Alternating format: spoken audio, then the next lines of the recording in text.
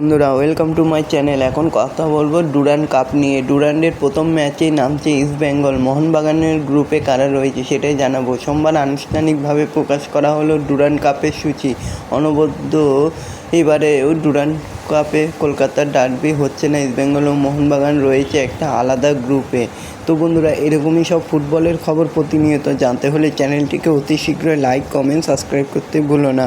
আর বন্ধুদের মধ্যে প্রচুর পরিমাণে শেয়ার করে দাও, যাতে আমার 4000 ঘন্টা ওয়াচ টাইম খুব শীঘ্রই পূর্ণ হয়ে যায়।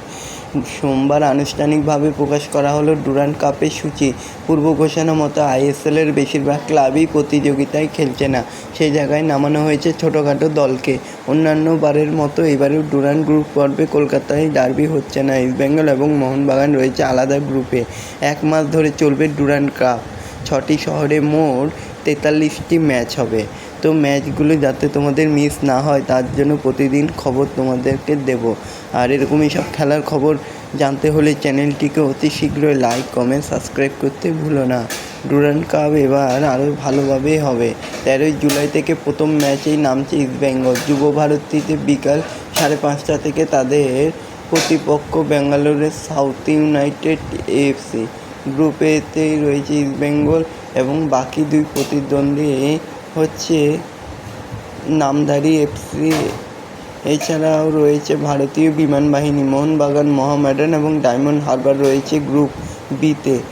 31শে জুলাই প্রথম ম্যাচ খেলবে মোহনবাগান। প্রতিপক্ষ হচ্ছে মোহামেডান।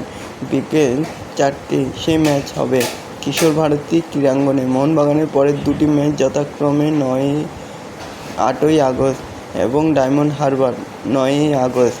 মোহামেডান খেলবে যথাক্রমে ডায়মন্ড হারবারের সাথে, আর মোহনবাগানে বিকেল 4টের সময় খেলবে বিএফসি 7ই আগস্ট।